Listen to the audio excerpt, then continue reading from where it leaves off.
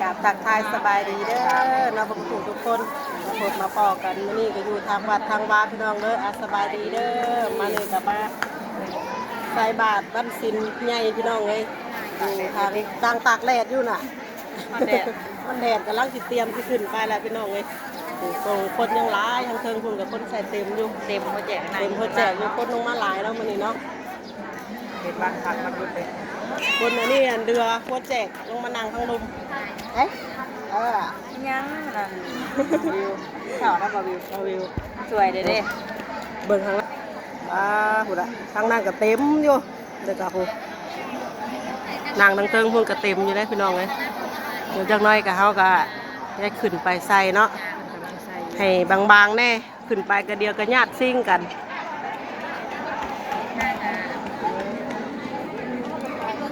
ค่ะเป็นป่าใหญ่ป่างามเนาะเลยลงมาหัวเราลงหัวเราไปลงเอาลายแห่แม่ได้โอ้ฮะใช้อะไรใช้มานี่ไม่ได้คอยได้ดุกะอายเลยไม่คอยเขากล้องบ่ดุอายแล้วใหญ่เป็นสาวแล้วก็อายบ่ดุบ่เป็นสาวอายแล้วตีพรแดดได้ลงมาจากใหญ่เนาะเนาะตัดขึ้นไปใส่ลงเทิงเนาะพี่น้องเดี๋ยวแมงบีก็จะขึ้นไปก่อนก่อนแทงคุณเอาไปแล้วบัดเฮ้ยสิไปชุกกันตกขั้นใดบัดมาทางเทิงดีพี่น้องเลยคนก็หลายเลย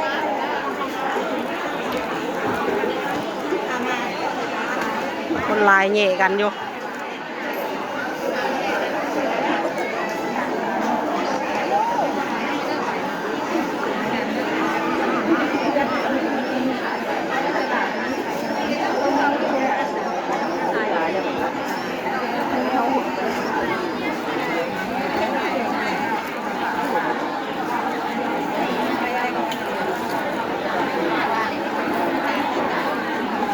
ต่อแบบคือมุดต่อแล้วได้เฮ้ยอย่าไปคัดเดียวเขาต้องไปแบบคือมุดต่อก้นกันเลย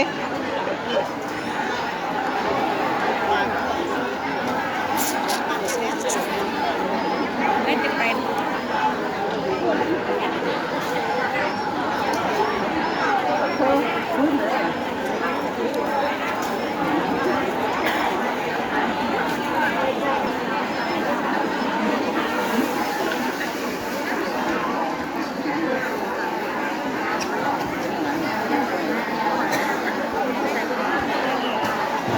คนที่หอดผม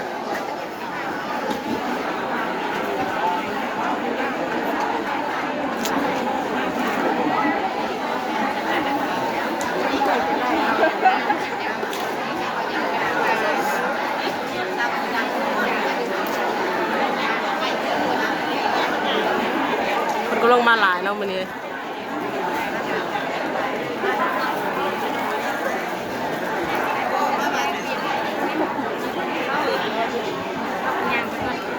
ยังบ่ทันได้ขยับอยู่ คนหลายพอซีนกันเนาะพอซีนกันใจเย็น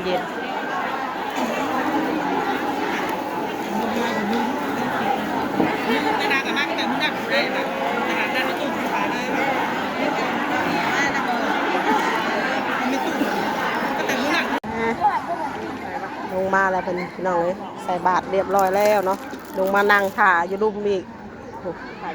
นั่งถ่าหยาดน้ำบานนี้ใส่กันลายอยู่คนวิขึ้นได้ตัวนั้นนะวันนี้กับคนแน่นแน่มานี่เป็นวันพระใหญ่เป็นศีลรับบุญเดือนสามเนาะบุญเดือนสามอีก2-3 มื้อก็เป็นงานใหญ่งานเปิดประตูเล่าพี่น้องเลยบัดนับยันมื้ออื่นอยู่มื้ออื่นนี่ก็เริ่มแล้วเตรียมแล้วบุญบ้านเฮานี่ต้อง2-3 มื้อพุ่นแหละงานใหญ่อะเดินหาเดิน6อีกหมุนรังไฟอีกแต่สิเกิดหรือบุปีนี้จังว่าทางเบิงอาจจะเกิดอยู่ดอก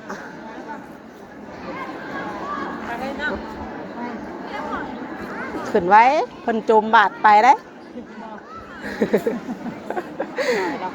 บ่อยแล้วผ่าว่าเบิ่งขึ้นไปกี่นี่เด้เหย่กัน บอกมื้อนี้คนลงมาหลายมื้อนี้มันพระใหญ่กับถือกับวันอาทิตย์แน่เป็นวันหยุดนะพวกพนักงานเพิ่นก็เลยลงมาหลายแน่มื้อนี้ถือกับวันอาทิตย์วันหยุด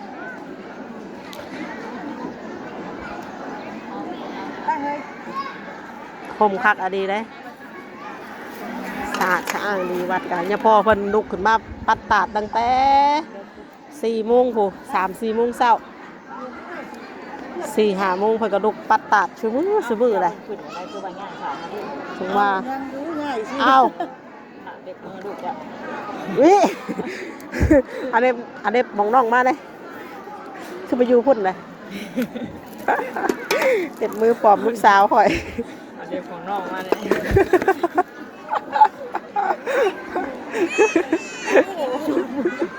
ไม่บอกว่าเอาไว้ที่ไหนโอ้ยดิอยู่มุมบ่ายมุมมันอยู่ดิรับไปแล้วขอให้หอดให้เธอให้มาเป่าด้วยเธอนี่กำลังสบายต้นว่าเป็นตู้กำมาโอ้เป็นลูกเป็นเมียใช่ก็ลูกบัตรต้นบุญโอทิศเชิงกรมวิญญาณให้เธอแม่เข่าองค์แม่ต้นที่สองกำลังแล้วใส่บาตรพี่น้องเลยแล้วใส่บาตรกำลังเทศถวายต้นมีเสียเป็นทองให้ให้เธอให้มาเป่าด้วยเธอถ้าหน่อยตัวแม่ตู้แม่พ่อแม่ครอบครัวได้สร้างต้นกระเพื่อสองต้นหนึ่งโอทิศกำลังวิญญาณให้พ่อเฒ่าจันดีและพ่อรวยได้สร้างต้นกระเพื่อหนึ่งต้นโอทิศกำลังวิญญาณพ่อจุลีน้ำมันยังสาขึ้นหรอขอให้เธอมีเรืออยู่ว่าสาโอ้แต่ว่ายไปให้ในตู้ว่ายไปให้อยู่ธาตุนี่เขาไปนี่มันกับป้าไปธาตุเอาไปไปธาตุเม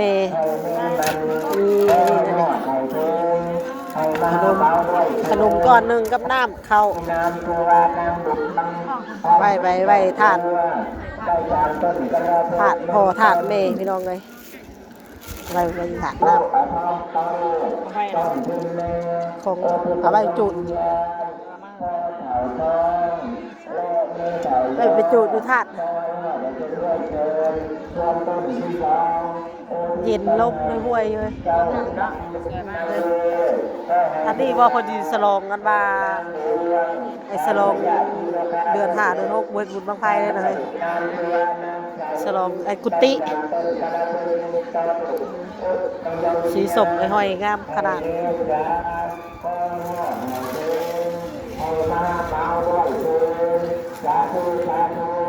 ข้าพเจ้ามีนามสุวรรณภูมิพ่อแม่ครอบครัวได้สร้างต้นกระเพื่อหนึ่งต้นโอทิศดวงวิญญาณให้เกิดตู้ต้นทองมีสิ่งมงคล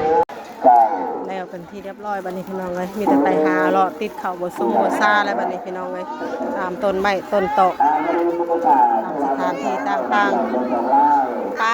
ตัววีก็ลงมาคือกันบัดนี้พี่น้องเลยไปทูบอันนี้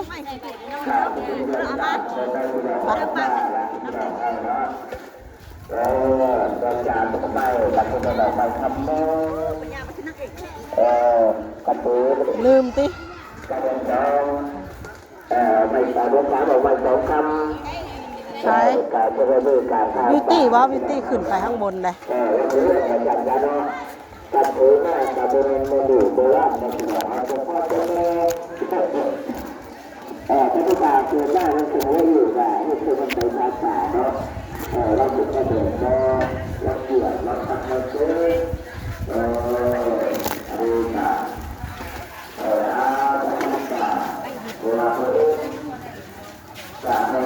คนโตใหญ่เย็น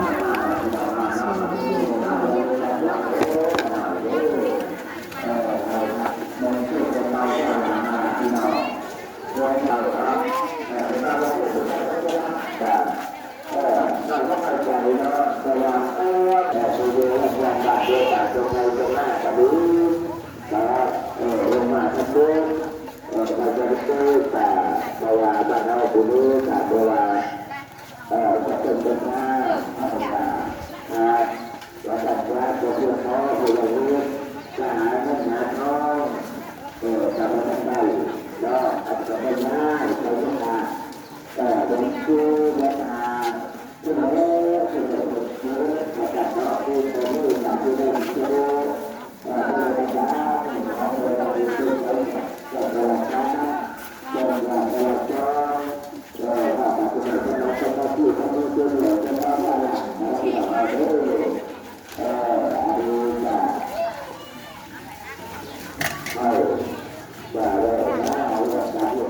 พี่แม่อยู่พี่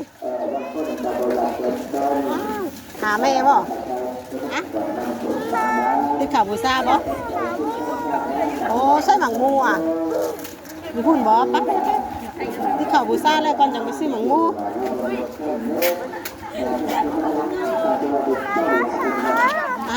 เข้าติดปลาย่างดูมาเถอะลูกผูย่างไปเรื่อยๆอยู่ย่างเลยดีล่มได้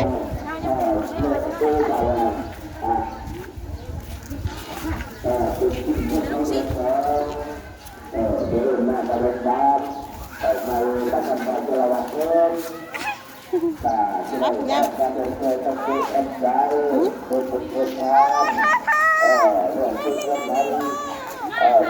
ไปเรื่องน้องข้าวหาบันผูกก็จะร้ายแบบที่เราเข้าเนาะแล้วก็ได้จากเราจากว่าเป็นผู้ฆ่าแล้วโดยใช้ฆ่าจะโทษฆ่าเพื่อหน่อยแต่ว่านี่ก็เป็นกุฏิใหม่พี่น้องเลยยังบ่ทันได้ขึ้นไปนอนอยู่พี่น้องเนาะเดี๋ยวเพิ่นเฉลิมฉลองก่อนพี่น้องเลยเดือนหน้าจะเฉลิมฉลองเดือน4เดือน5พุ่นแหละก็จะมีเฮ็ดบุญบังไฟเลยแล้วก็เฉลิมฉลองกุฏิเลยมาพี่บิวตี้เอ้ยนะมาพี่มาพี่ไม่เข้าไปเรื่องเจอที่ร้านก็จะได้ไหนก็เริ่มลงทำกันเนาะต้องใช้เข้ากับที่ได้ได้เลยการช่วยกันแข่งขันตัวเราเล่นตัวเราชาติยังไงเรายังไงว่าให้เพื่อนเวลาจ้าเพื่อนเรากันลาที่เราให้เนาะคือเป็นเราทำดีเอาไว้เรื่องเรื่องขัดเรื่องมันก็รู้เอ้าไปทำแต่คนไทยไม่เอาบุกเคยถูกแล้วก็ดูประเด็นที่เราใส่ใจก็คือจ้ามันที่เป็นใหญ่ใหญ่บุกข้อเป็นใจให้แล้วเป็นกับคนเป็นคนเรื่อยๆเป็นกับเป็นข้าจัดใจคือวันเมื่อข้าเกิดเป็นหรือเป็นในตัวบาดเชื้อใส่หัวหน้าเมื่อที่เราเป็นเมื่อที่เราเป็นตัวละละที่เราเป็นมันไม่ได้ขาดแค่แม่ลงมาตลอดเอ๊ะเห็นหรือเปล่าแผ่พื้นมะเขือไก่กับแผ่พื้นหมูกับแผ่พื้นเอ้าว่าจะเฮ็ดเอาไปเกลือไก่เกลือกากาแฟพื้นเนาะราชอ่อนผมยาวเลยบ่ลูกหลานอย่างนี้ผมยาวบ่ลูกบ่เอาลูกผมยาวอย่าสอนผมยาวเพิ่นเอา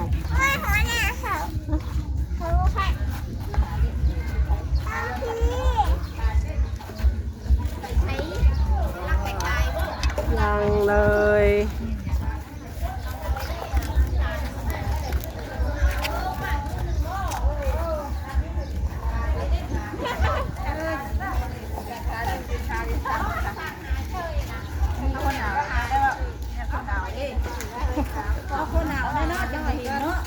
วัดว่าเขากับกวงพวงเนื้อที่เราไงกูยางรอบวัดเลยนี่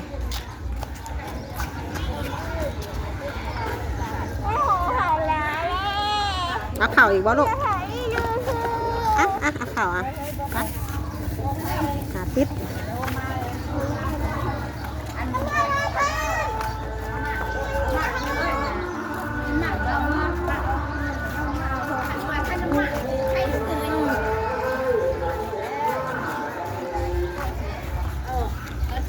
เต้นที่ใหญ่โอ้บัดตุ๊กเอ้ยรอจังว่าแกอยากล ลักของแซ่บดิยังบาดเลยไปย่างดุย่างไปเรื่อยๆดีติดไปเรื่อยๆดุไปพญานาคปีสีมาผลดีได้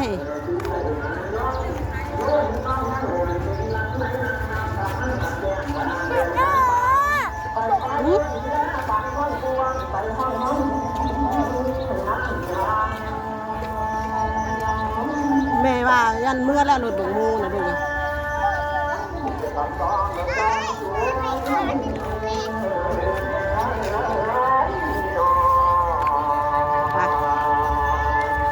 มาหยาดน้ำอยู่เหงาพ่อพี่ลูก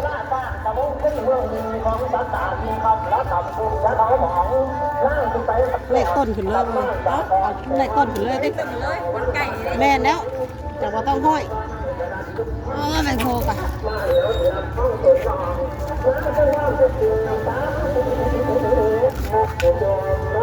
พี่ลูกมาหยาดน้ำโฮมโพก่อนตึ๊บตึ๊บวิตีเอาโดยลูก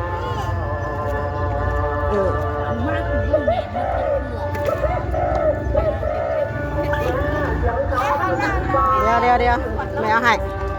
เพิ่นเคยเฮ็ดน้องวิตีเพิ่นเลยมากับแม่เอาลูกอ่ะโดยให้แม่น้ำปั่นกันญาติมานี่ญาติ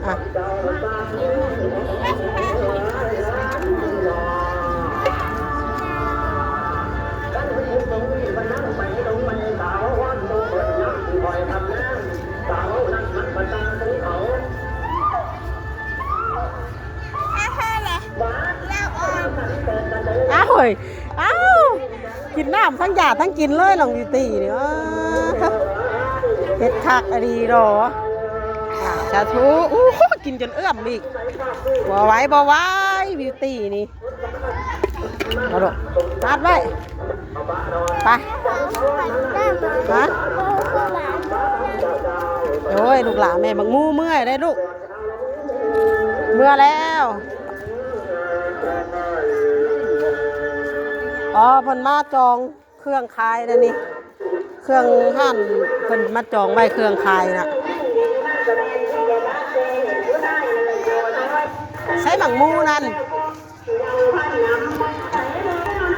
เมื่อแล้วหมักมูนั่นบ่มีแล้วลูกเอ้ยเมื่อแล้วบ่เห็นซ้ำผู้มือใส่บาทกะขนาดเป็นน้องไอ้คนขายกะซ้ำหรอกมีงานบุญฮะเดี๋ยวพี่แม่ไปนี่ก่อนเนี่ยป้าถ่าเอาทูบอยู่รถหมักมูเมื่อแล้วรถหมักมูนั่น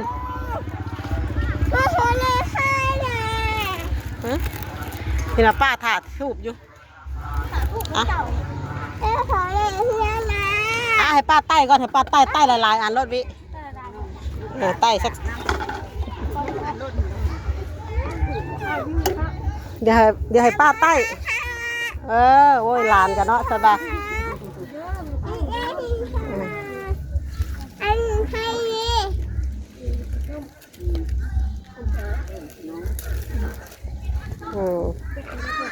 นี่แหละลงมากะมาหาในตู้โอ้ยของไผ่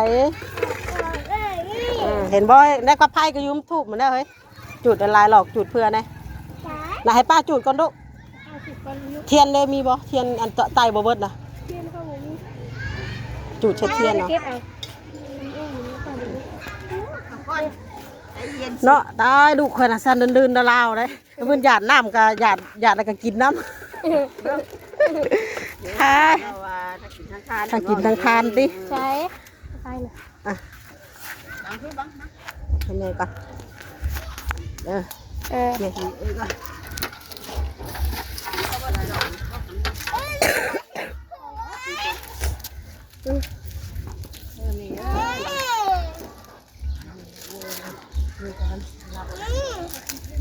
รับเดือน2ตีเดือน2แล้วบัดนี้อื่นก็เดือน3แล้วมื้ออื่นนี่วิวจะก่อนดึงเนี่ยนี่มากินก่อนแล้วเดือน3ลมมาแห้ง3ลมมาแห้งเดือน3ลมมาแห้งแล้ว เด้งไปเล่าเพลงอยู่นี่อันนี้พอดอกอันนี้วันที่จะบอก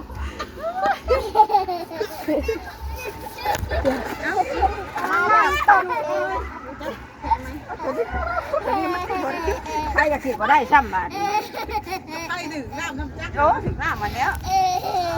เนาะตีเอ้ยป่ายังขี่จุดอยู่ชั้นแน่ มันบ่มีไม้ขีดบ่ได้นี่ ขี่บ่ได้เลย ขีดบ่ได้แล้ว นั่นกับไพ่แม่ตายแล้วบาดนี้มิดเต็มแซม เดือน3นอนลุ่ม เนาะเอาเดือน3รถไปจักล้มไปจักพลไปจักอันนี้เฮ้ยมาบึ้มเลยน้องบิวตี้เฮ็ดกับไพ่แม่รับมิดแซงน้ำมันคือยังหลายเอาตากแดดเด้อบ่เฮ้ยเนาะมือฉันแดดใจห้อนโอ้ยเอาให้น้องซะอ่ะลูกอ่ะเอาเลยเห็นลูกเห็นหลานนี่แหละเอาเห็ดจับเจือบิวตี้ลูกกับไพ่กันได้ขีดมาได้อ้าวเป็นอะไรบิวตี้ตั้งดื้อดีนะบิวตี้ฮะ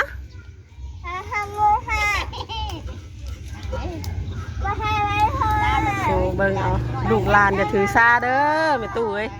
ถือซาลูกหลาน